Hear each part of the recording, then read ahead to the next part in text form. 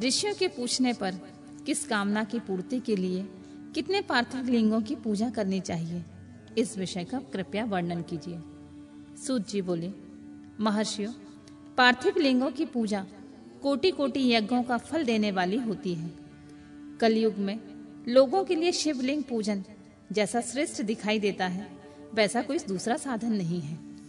यह समस्त शास्त्रों का में निहित सिद्धांत है। शिवलिंग भोग और मोक्ष देने वाला होता है। लिंग 3 प्रकार के कहे गए हैं, उत्तम, मध्यम और अधम। जो 4 अंगुल ऊंचा और देखने में सुंदर हो और वेदी से युक्त हो, उस शिवलिंग को शास्त्रज्ञ महर्षियों ने उत्तम कहा है। उससे आधा मध्यम और उससे आधा अधम माना गया है। इस तरह 3 प्रकार के शिवलिंग कहे गए हैं, जो उत्तरोत्तर श्रेष्ठ हैं।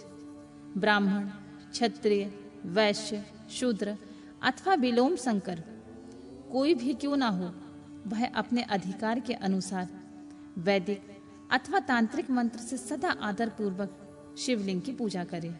ब्राह्मणों, महर्षियों, अधिक कहने का क्या लाभ। शिवलिंग का पूजन करने में स्त्रियों का तथा अन्य लोगों का भी अधिकार होता है।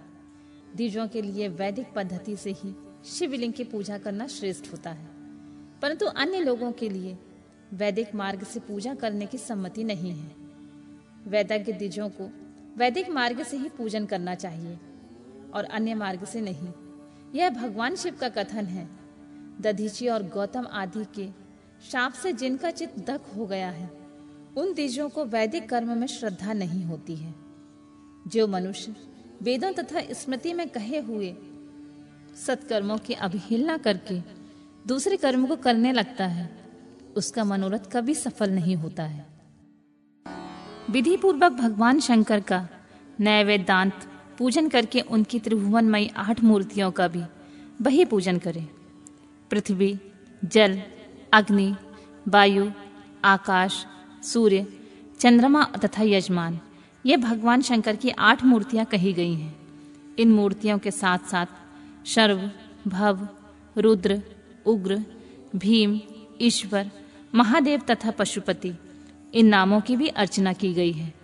तदनंतर चंदन, अक्षत और बिल्व पत्र लेकर वहां ईशान आदि क्रम से भगवान शिव के परिवार का उत्तम भक्ति भाव से पूजन करें। ईशान, नंदी, चंड, महाकाल, भृंगी, वृष, स्कंदन, कदर्पी, सोम तथा शुक्र, ये 10 शिव के परिवार हैं, जो क्रमशः ईशान आदि 10 दिशाओं में पूजनीय हैं।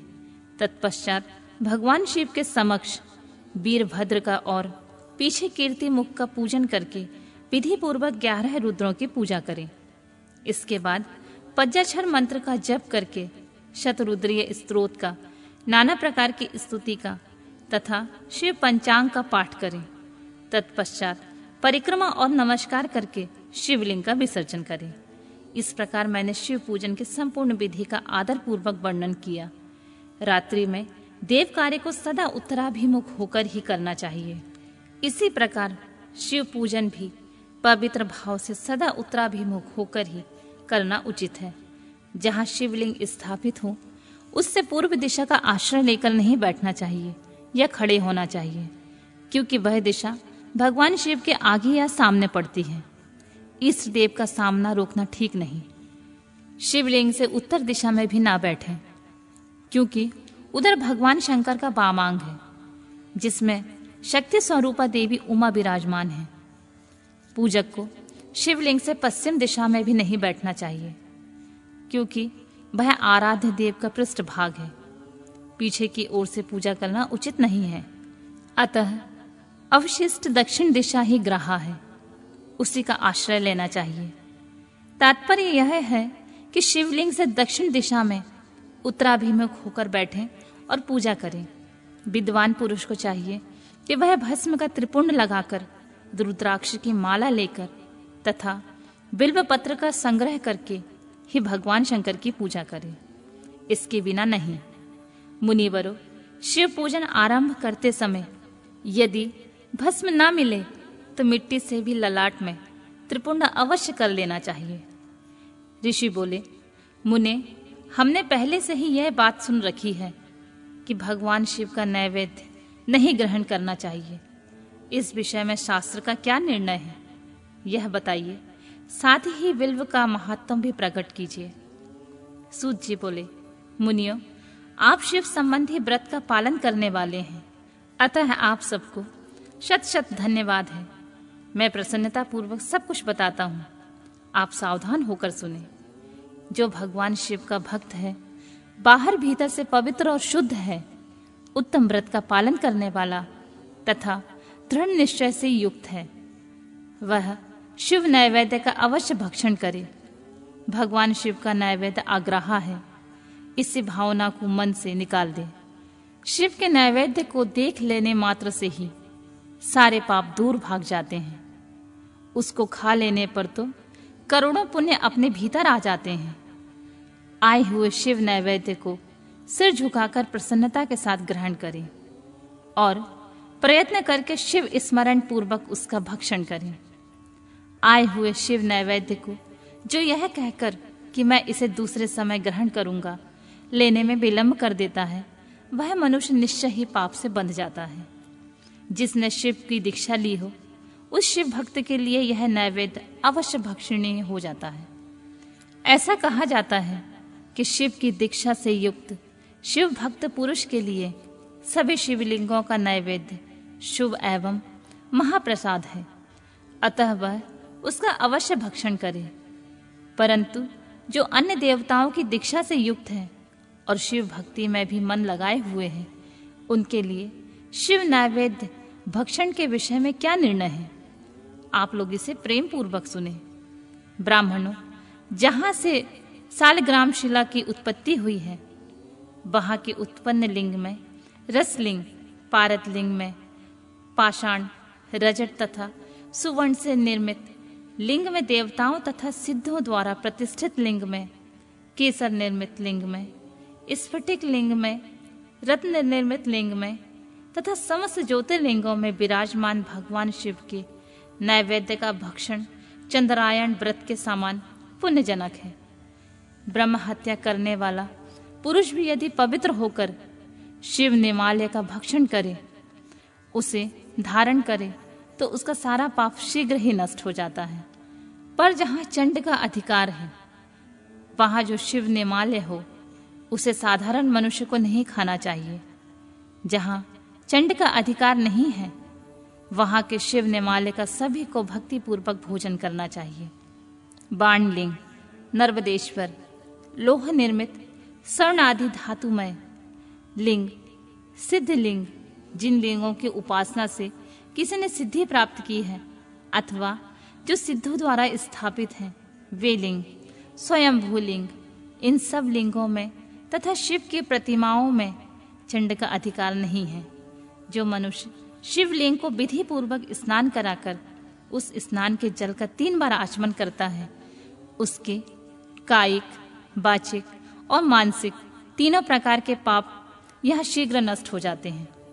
जो शिव नैवेद्य, पत्र, पुष्प, फल और जल अग्रहा है, वह सब भी शालिग्राम शिला के स्पर्श से पवित्र ग्रहण के योग्य हो जाता है। मुनीश्वरों, शिवलिंग के ऊपर चढ़ा हुआ जो द्रव्य है वह अग्रहा है। जो वस्तुलिंग स्पर्श से रहित है, जिस वस्तु को अलग रखकर शिव जी को निवेदित किया जाता है, लिंग के ऊपर नहीं चढ़ाया जाता, उसे अत्यंत पवित्र जानना चाहिए। मुनिवरों, इस प्रकार नैवेद्य के विषय में शास्त्र का निर्णय बताया गया है। अब तुम लोग सावधान होकर आदर पूर्वक बिल्व का महात्म सुनो। यह बिल्व वृक्ष महादेव का भी रूप होता है। देवताओं ने भी इसकी स्तुति की है। फिर जिस किसी तरह से इसकी महिमा कैसे जानी जा सकती है।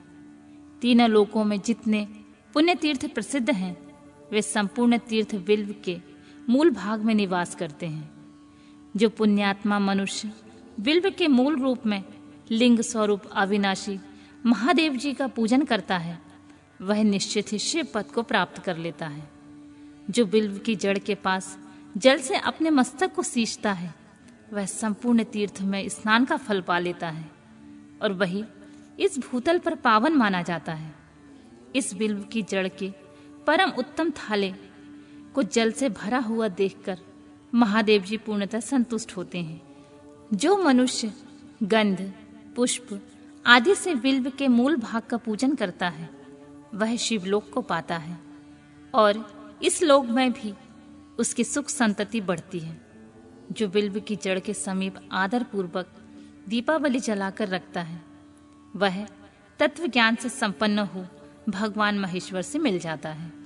जो बिल्व की शाखा थामकर हाथ से उसके नए नए पल्लव उतारता है और उनसे बिल्व की पूजा करता है वह सब पापों से मुक्त हो जाता है। जो बिल्व की जड़ के समीप भगवान शिव में अनुराग रखने वाले एक भक्त को भी भक्ति पूर्वक भोजन कराता है उसे कोटि गुना पुण्य प्राप्त होता है।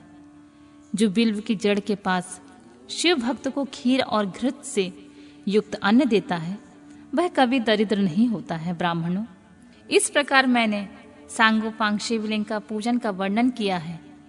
यह प्रवृत्ति मार्गी तथा निवृत्ति मार्गी पूजकों के भेद से दो प्रकार का होता है। प्रवृत्ति मार्गी लोगों के लिए पीठ पूजा इस भूतल पर संपूर्ण अभीष्ट वस्तुओं को देने वाली होती है। प्रवृत्त पुरुष सुपात्र गुरु आदि के द्वारा ही सारी पूजा संपन्न करे और अभिषेक के अंत में अगहनी के चावल से बना हुआ नैवेद्य निवेदन करे। पूजा के अंत में शिवलिंग को शुद्ध संपुट में विराजमान करके घर के भीतर कहीं अलग रख दे। निवृत्ति मार्गी उपासकों के लिए हाथ पर ही शिव पूजन का विधान है। उन्हें भिक्षा आदि से प्राप्त हुए अपने भोजन को ही नैवेद्य रूप में निवेदित कर देना चाहिए। निवृत्त पुरुष के लिए सूक्ष्म लिंग ही श्रेष्ठ बताया गया है। वे विभूति से पूजन करें और विभूति को ही अपना नैवेद्य के रूप में निवेदित करें। पूजा करके उस लिंग को सदा अपने मस्तक पर धारण करें।